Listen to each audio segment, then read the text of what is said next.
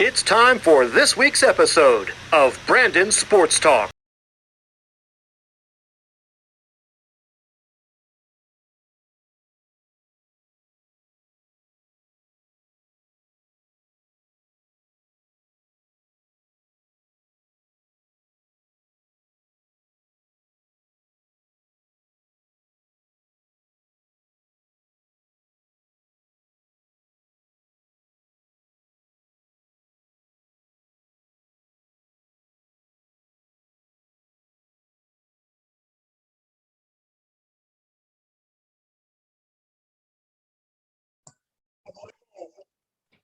Welcome back to Brandon's Sports Talk. In today's episode, I have the privilege to interview the UCLA head swimming and diving coach, Jordan Wolfrum. How are you doing today?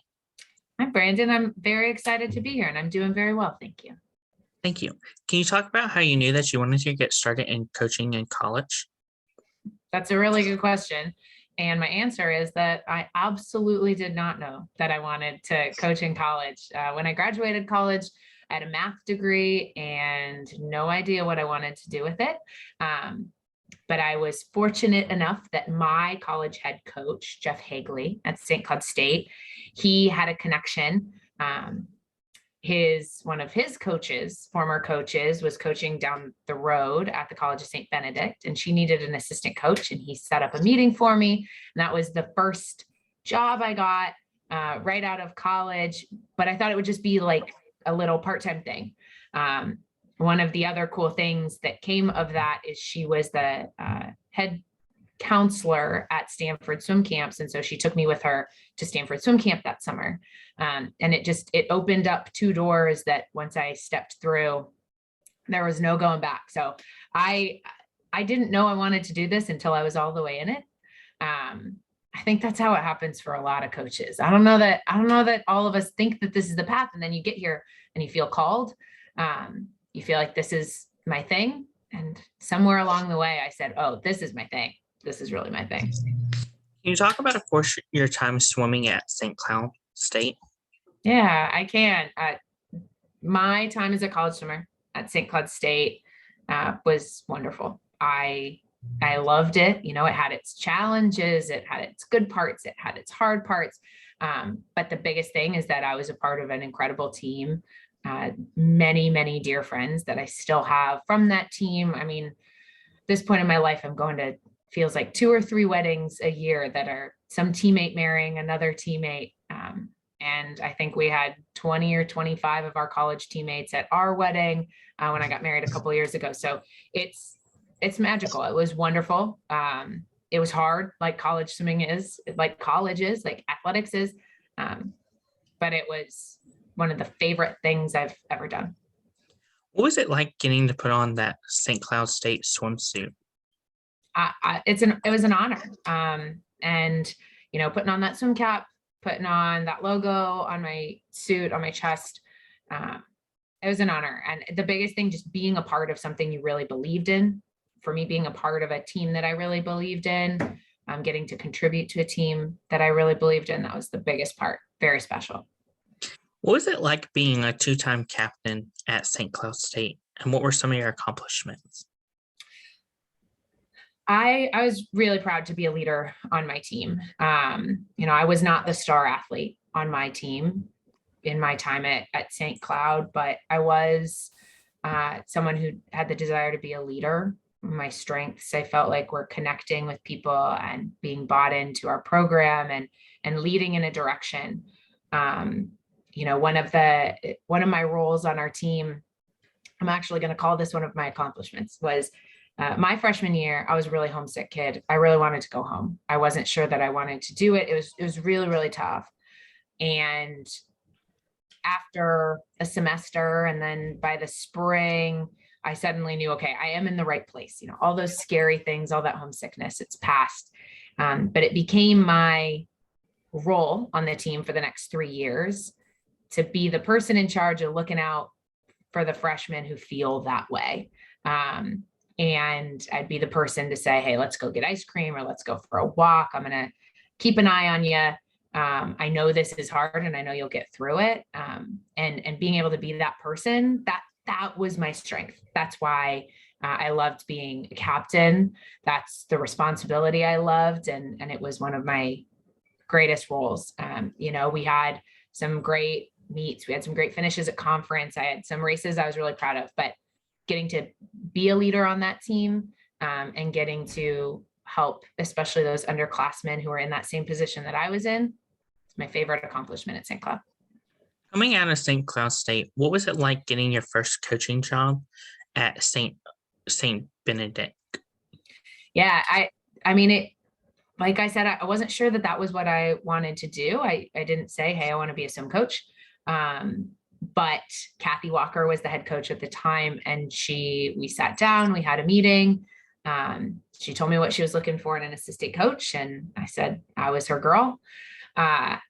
And getting to be on the other side of the pool deck and be in that role right after my senior year. So immediately after I had finished it myself, it really felt right. It felt like, okay, this is where I can really contribute to the sport. But I was a good swimmer, but I wasn't the highest performer. And feeling of being on the other side of the deck and how I could contribute, how I could connect with athletes,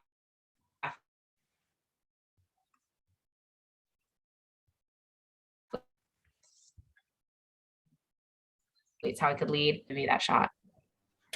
Of course, what was it like, as you said, you were coming straight out of college and going on the side of the deck, but at a new school? What was that like, still being a fresh new student of the game of coaching, but at a different school?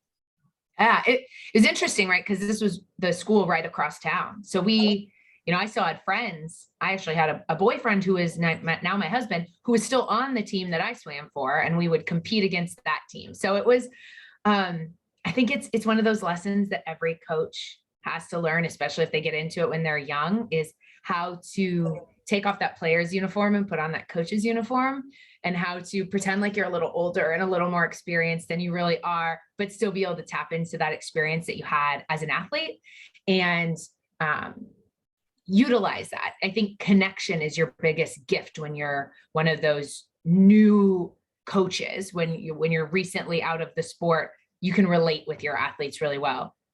But you have to learn how to kind of be a coach role instead of a teammate role. And so there was a lot of learning involved. But I value that time. I do. What was it like being the head coach at Saint Benedict?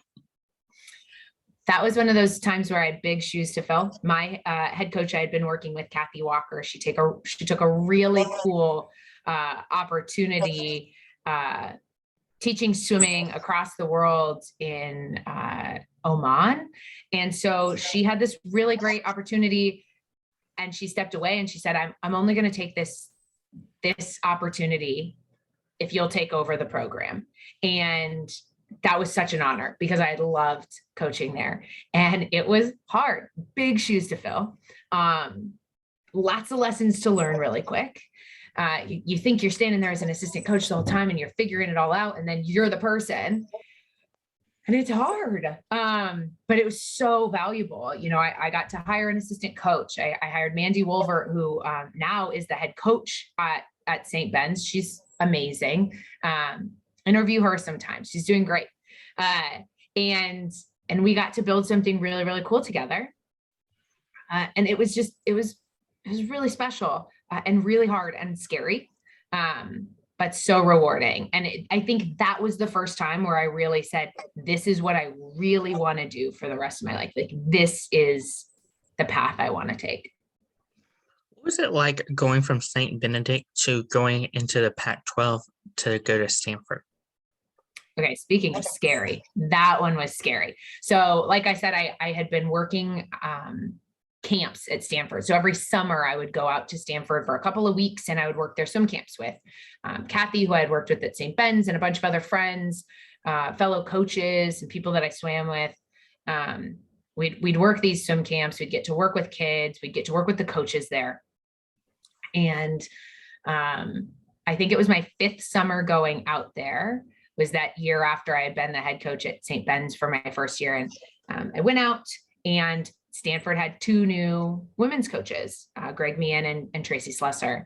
And I met them and things really connected. We really clicked. Tracy and I in particular had a really good rapport. And she and I got lunch one day and I said, what does it take? How do I get to this level or anywhere near it? What do I have to do to be a real full-time college coach? And what does it take to get up to the level that you're at? And she said, well, it's not easy. The answer is that you should come be a volunteer assistant for us. And I said, well, I have a job. I actually have another job. I'm getting my master's degree. My boyfriend of 6 years, he lives in Minnesota. And she said, if you want to do it, this is the way to do it. And so I called up the school. I said, I'm not finishing this master's degree. I quit a couple of jobs. I made this big old move. I told my boyfriend to take good care of my cat. And I moved out to Palo Alto.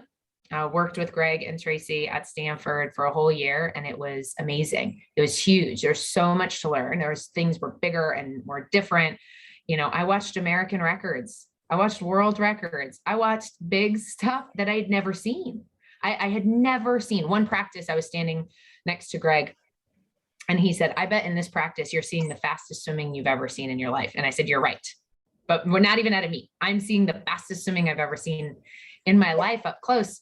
And that was so great that I was so lucky to get to spend that time. And it also, that year we had a dual meet at UCLA. We came out here and I remember walking onto the deck at UCLA and I went, this is the most beautiful pool I've ever seen. What a lucky coach that gets to coach here. This is something I could only dream of. And I remember that really close in my heart for the next few years. Of course, what was your time like at Stanford after obviously being the head coach and then going from a head coach to volunteer coach? Yeah, it definitely took some adjusting, right? You're not the person in charge. You've got to find that different role. You got to kind of tune back into, as an assistant coach, your job is to fill the gaps of your head coach, be around, somebody put it well to me. They said, as an assistant coach, your job is to make your head coach look really good. So you do all the things. And so I had to learn those pieces, but the biggest thing that I got to do is I got to take off my decision-making hat and put on my listening hat and really just observe and learn. I took a lot of notes. I took, workouts that we had done there, made a lot of copies of stuff. I got these experiences, but my job there was to be a sponge, to take in everything I could while I was being helpful. And that was huge. I was ready to do that. I felt totally good about it. My ego was not involved. I was really happy being a volunteer assistant. It's just hard being broke. And they're not allowed to pay to be a volunteer assistant. So, I knew that time was limited. And so I knew that I had to soak in everything I could. What was it like going from Stanford as a volunteer assistant to going to Ohio State as a recruitment coordinator? Yeah, so that was pretty cool because my time was coming to an end at Stanford. I knew that I needed to get a job that gave me paychecks sooner than later, or I wasn't going to be able to do this. And I got a call one day from a phone number in Columbus, Ohio. It was head coach Bill Dorencott, and he said, I'd like to talk to you about a few things. We've got an opening. And we really connected. We really hit it off. And I think he really appreciated that I had, kind of left everything behind to move out to Palo Alto and kind of start from scratch. And I think he was also excited to know what I learned while I was at Stanford. So I got to go to Ohio State as an assistant coach and recruitment coordinator. I learned a lot about recruiting that year. That was the first real recruiting in Division I I'd ever done. So learned a lot really fast. But that opportunity to be a paid Division I assistant coach, it was bigger than anything I could have imagined.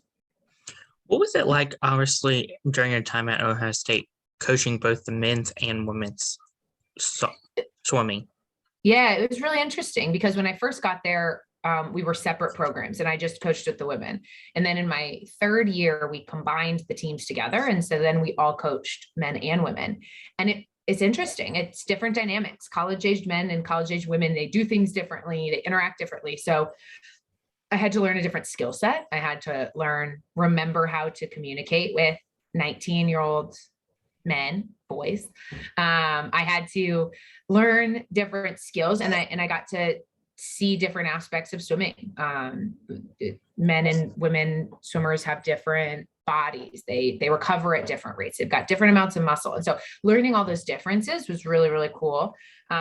It also gave me some clarity that I was pretty sure I wanted to coach a single gender team, and that I really wanted to focus on women's swimming specifically. So it was amazing, but I knew that coaching a women's team as a head coach was really my dream from there. How did it feel to become the associate head coach in 2016? And what were some of your accomplishments at Ohio State? It is a huge honor to get that title. I think that's really flattering to be recognized at that level. I remember getting this message from Bill, and he said, "I'm going to promote you." I was really proud, and I was really excited. It didn't change much of what I did day to day, but it was nice to be recognized. I think the biggest accomplishment the whole time that I was at Ohio State was that we really developed and built a culture shift, a really strong team culture. The first year I was there, we finished 41st, I think, at NCAAs, and they don't give out trophies down to 41st. And that year was a tough year. That next year that came along, we did a lot of culture stuff. We changed how we were running our team. We did a lot of connection. We did a lot of team building, but we kind of upgraded how we ran the show. And the next year, with pretty much the same athletes, we came in and we finished 14th at NCAAs, and that started a different era. Now you look at this program at Ohio State, and they're finishing in the top 10. They're finishing top 5 relays. It builds something. And so my single greatest accomplishment was getting to be a part of that and see what that looks like. We didn't win a title while I was there, but the very next year they won their first title since, I think, 1986 at the Big Ten championships. And, when that group of women, they FaceTimed me from the podium and they said, "Look what we did. Look what all this paid off." That huge. That's not my accomplishment. That's theirs. That's the staff now. But to know what it looked like getting there and then getting to high five them, that was pretty cool. That's so amazing. What was the feeling like of obviously getting the job at UCLA for the first time after obviously you knew all along that you wanted to go to UCLA? When I learned that Coach Cindy Gallagher, who had been here for over 30 years as the head coach, when I learned that she was retiring, I thought, oh my gosh, this is my chance. I said, because nobody's going to go there and then leave. And this job is going to come open once in my lifetime, because this is a dream job. This place is amazing. It's absolutely amazing. And so when it opened up, I pulled all my resources and I said, how do I get that job? Because this is my dream gig, and I might not feel exactly ready. I might have a lot to learn, but I get one shot at this and I'm going to go all in. And then when I got that phone call that I got this job, I mean, come on.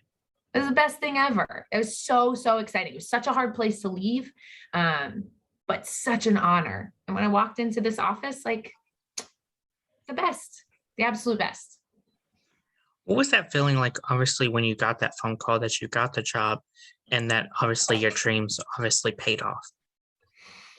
It was really special. I was in my office, so I got to share that with my coworkers right away. They were really excited for me. And, it was a little bit of that. It was a little bit of like, oh my gosh, all these crazy risks that I took, and, leaving St. Ben's and moving to Stanford and then taking this job at Ohio. And I'd never even been to the state of Ohio. And like doing all these things, it paid off. So there was that feeling. And then it was also this feeling of like, wow, what a huge responsibility. Now, this is, the title on the door feels pretty cool, but like this is a big responsibility. And now, I think every year is a learning opportunity. I got to get better every year. I've got great big things to build, big shoes to fill, a big place to adapt to. It's really, really cool. And again, just like all of the other really cool things in my life, also scary and exciting. Can you talk about, of course, the culture that you've built upon on the legacy of UCLA swimming? Yeah, so I came to UCLA and got to see really quickly how much pride there is in UCLA athletics. You know, the culture of UCLA athletics, the pride that goes into Olympic sports in particular. At UCLA it's very storied. You know, it's the first program to get to 100 NCAA championships, or the first school to get to 100 NCAA championships. I mean, it's huge, right? Like we are one of the universities, if not the university with the deepest legacy, particularly in Olympic sports like mine. And to be a part of that, I'm really proud. And so just, I think I got off on a tangent on your question, but what I knew is that I had to very quickly learn what the values are of UCLA as a university, what the type of people who come to UCLA are looking for, and then draw a line between that and what it takes to be truly great in our sport, and what that looks like. And so we build a culture based on relationships, based on, you know, connection, based on hard work, based on commitment to excellence. And those pieces come together. And I think that really does justice to what is great about UCLA athletics and its history. And also, you know, what it takes to be really, really great in swimming and diving at this level. Of course, what was it like for you to go back to the Pac-12, where you obviously coached at Stanford, to get to coach against Stanford, Oregon, and some of those other teams that you coached against? Yeah, it really, really cool. You know, this weekend, actually, on Friday, Stanford comes out here and we race them. And so, you know, those are still two of my best friends on the other side of the deck. They're two people that were really instrumental in me getting to where I am. Actually, Greg, who's the head coach at Stanford, once was an assistant coach here at UCLA. And so, you know, it all kind of, what goes around comes around type of thing. It's such an honor. And I'm so grateful to the people that I met the first go around in the conference to welcome me back in this position, you know, to get to see Cindy again after I met Cindy originally when I was at Stanford. And then come, you know, try to put my feet into her big shoes. Like it's a big deal. So it's really cool, but it is really a nice feeling, you know, at this time of the year when we get to compete against Stanford and kind of feel everything coming together. Was it like obviously competing against other teams in your conference, not just Stanford, but like Oregon, Washington? Mm-hmm. So we've got some great competition. You know, I think every year we do meets with Arizona and Arizona State. Either we go there or they come here. And those are always really competitive meets. Those are really fun. You know, they go back and forth. Some years we win, some years we split, some years they win. It's always a good tight meet. And that's what I love about this conference and this competition. We've got a great rivalry with USC, that school across town. And we see them in a couple of weeks. You know, we beat them last year for the first time in a number of years. And that was really exciting. Came down to the last swim on the last relay, like everything you could hope for, right? Great rivalries. We race Washington State every year, and it's always fun. Love their coaches, love their team, love to see what they're building. They give us great competition. And then we haven't had dual meets with Utah for the last couple of years, but we will next year, and we see them at conference and great competition there as well. And then Stanford and Cal. So like, it's just, there's great competition top to bottom. It's so much fun. It's a great group of coaches. There's a lot to learn. But yeah, I'm really looking forward to getting back to our championship meet here soon and getting to see everybody again, especially after a year that was a little bit more spread out and 2 years that were a little more spread out. But it's tough competition, right? There's no easy wins in this conference. And every year when we go to our championship meet, we know we're in a dog fight for a top 3 finish. Of course, what is it like in the sport of swimming, not just playing in competitions with conferences such as Stanford, but also being able to play teams like Duke, Carolina, Georgia, those other schools?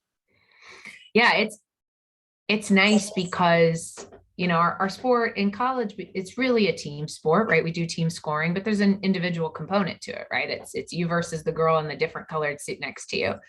And so at certain points in the year, we get exposed to teams that aren't just in our conference. And it's really great for our athletes to have the opportunity to really go head to head, some of the best athletes in the country, some of the best athletes in the world. And to have that, and swimming is a pretty tight knit community, right? So no matter who we're racing, somebody on our team has a friend on that team, or I'm good friends with the coach, or our assistant coach knows the coach.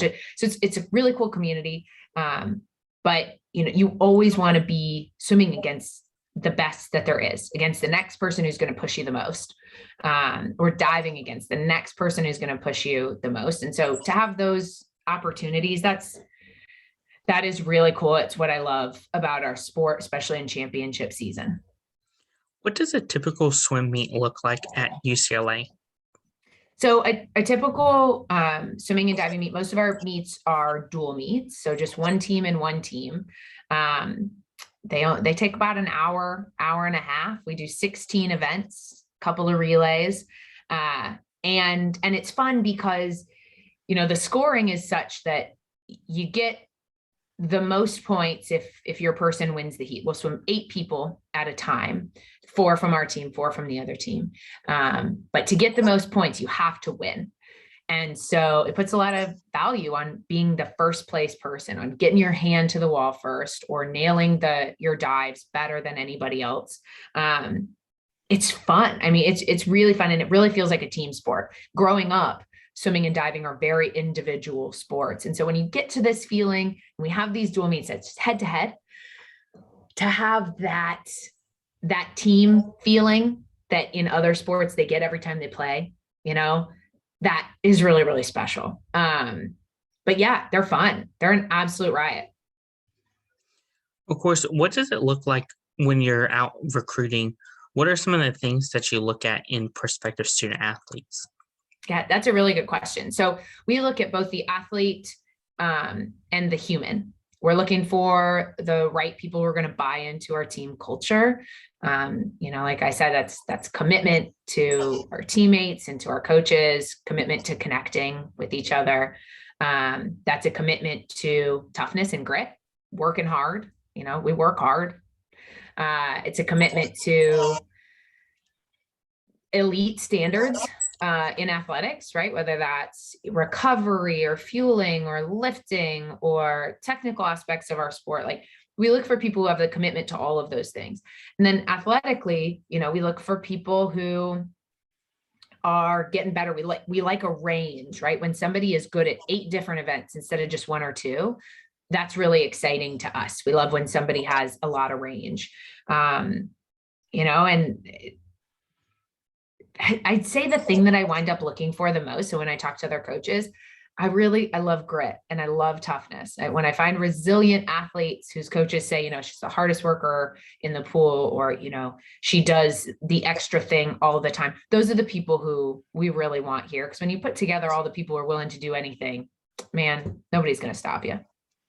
What does it look like on the official visit for prospective student athletes when they come on the official visit and come to UCLA and see all the amazing things obviously the swimming and diving program has to offer? Yeah, it's, the biggest thing that we offer is really just the awe of this spot where we are. We're in a gorgeous part of LA. It's green where we are, which it's not green in all parts of LA. We're 10 minutes from the beach. We have this beautiful campus that you realize as you're walking around looks really familiar because it's featured in like every movie that has a college campus in it. But it feels like what you imagine college should feel like when you're walking around this campus. But then you really start to dig in as an official guest, and you get to run into these elite athletes. You see these elite scholars, you see the magical stuff that happens here academically and athletically. And I think that's when it really, really hits home. I mean, we'll take you over to our Hall of Fame and show you the more than 100 NCAA championship trophies. We'll take you over to our pool and show you what it was that I saw that first time that was like, I got it. This is the place I want to be. But the biggest aspect of our official visits is we try to give our guests a lot of time with our team. We say, the biggest thing here is you got to connect with these people. You got to know that this is your family. And so we give them a lot of time. We'll talk technical things. We'll sit down. We'll have these serious conversations. And then we say, you know what? Go to the beach and eat pizza with these guys. They're going to tell you what it's really like here. And if somebody leaves here and they say, I really connected with that team and I really see the vision and I can be really tough and relentless, then it's a pretty easy sell. And this place, come on, you can see the sunshine shining through my window on my face right now. It's hard to pass up. What is it like, obviously, as head coach, seeing those recruits, see what you saw, obviously, as a head coach, coming to the program and seeing what they offer, and seeing it from, obviously, the recruitment side, seeing the same thing and what they offer on that side? It's so cool. It's so cool to see, these young athletes who we really believe in get to come here and see why we're so excited about this place and get to meet our team and see why we're so excited about where our team is going. It's that moment where we both connect and we both say, oh, I see the vision. I see what you're so amped about, that it lights my heart on fire. It's my favorite thing. Of course, what advice would you give those prospective student athletes that are high school student athletes looking to play college swimming? I think the biggest piece of advice I can give on the recruiting side is to do your homework, do your research, find a program that feels like a good fit for where you're at. So research, what the conference looks like, what dual meets look like. Ask hard questions of the coaches, ask about training, ask about culture, ask about support, ask about what happens when things get tough. But really what it comes down to is do your homework, reach out to every school that excites you. And you might get answers from everybody. You might get just from a few, but be open-minded, and take your time. The recruiting culture has started moving so fast and so early. And the best advice I can give is take a deep breath and take your time. You're going to be great. What advice would you give those college athletes that are looking to go from college swimming to obviously perform on the Olympic level? Yeah, it's tough. It's hard work. The reality is that at the most elite levels, our sport is a year-round sport. It takes grind year round. It takes time. I think my biggest piece of advice is know your strengths and know where you must get better, and be honest with yourself, and then commit to that piece. Know what you're good at and be so proud of it. Stack up those wins, and then know where your opportunities for improvement are and commit to those. Those athletes who are really honest with themselves about their strengths and their weaknesses are really fun to coach, because we can be creative and we can stretch them and learn new things. It's one of my favorite aspects in an athlete that we're coaching. And that's what it absolutely takes to get to these highest levels of, NCAAs, the Olympic Games, Olympic trials. You've got to be willing to strive for greatness in the places where you've got the opportunity to get better. What advice would you give future college coaches looking to get started in the industry of coaching in college swimming? My number one piece of advice that I always give is, and this is only because it was my path, but is try to volunteer coach somewhere. Take some time when you can. It's not an easy thing because you don't get paid, but if you can go get to be a fly on the wall, or even better, get to be a part of the action for a program where the thing that you're giving that program is your time and your energy and your effort, but in response to that, or, as kind of how you get paid for doing that volunteer work is in so much information, in the opportunity to stand up close. Like, we don't get those chances to just observe and be a part of that. And when you do that, you've done two things. One, you've gotten all of this free information. You've gotten a year-long intensive course on how to be a college coach.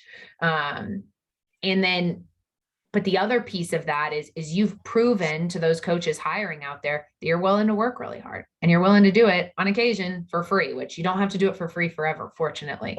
But you're willing to say, hey, I'll do what it takes. I'm gritty, I'm tough, just like the athletes that we're looking for. But I wouldn't trade that volunteer year that I did, or work in swim camps, those kinds of things. I wouldn't trade them. And it's so valuable. That's my number one piece, especially for athletes who are, or, people who are maybe just graduating college, or maybe really early in their career piece. And they say, maybe I want to coach. Email a dozen coaches and say, hey, are you looking for a volunteer assistant? And go for it. It's such a cool opportunity. It's my number one piece. What advice would you give those coaches that are looking to coach at their alma mater, or just like you did, where you had a dream to coach at UCLA, so you went after it to coach at UCLA?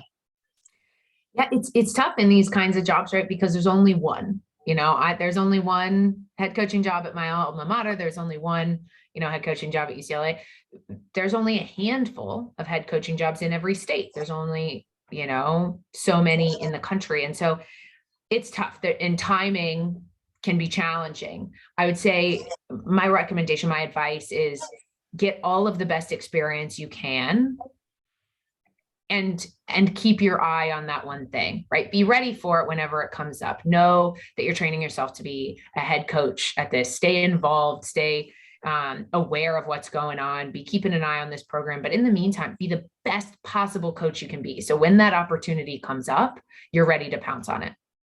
That's great advice. Where can my listeners find you at on social media, along with the UCLA Swimming and Diving program? Yeah, so we are most active. I hear we have a TikTok, but I'm not on the TikTok. So we do most of our content on Instagram. So you can find us there at UCLA Swimming and Diving.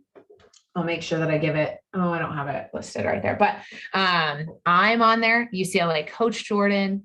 But I'm not as good as our team is. I follow our team stuff. You get to see our epic sunrises all the time. We've got the best sunrises from our pool, like the best. You get to see our training. You get to see our racing. You get to see how goofy and awesome and amazing our athletes are. So find us on Instagram. It's the best place. Give us a follow. And then come on by sometime, Speaker Aquatic Center here in Westwood. Come on over for a meet. Thank you again, Coach Jordan, for your interview, and best of luck in your future at UCLA. Thank you so much, Brandon. You can find Brandon Sports Talk on Facebook at Brandon Sports Talk, Instagram at Brandon Sports Talk, Twitter at Talk_Brandon, and you can find me on YouTube at Brandon Sports Talk. Don't forget to like, comment, and subscribe. Thank you again, Coach Jordan, for your interview, and best of luck in your future at UCLA. Thank you. You've been watching Brandon Sports Talk. Please feel free to like, share, and subscribe to Brandon Sports Talk on social media and on YouTube.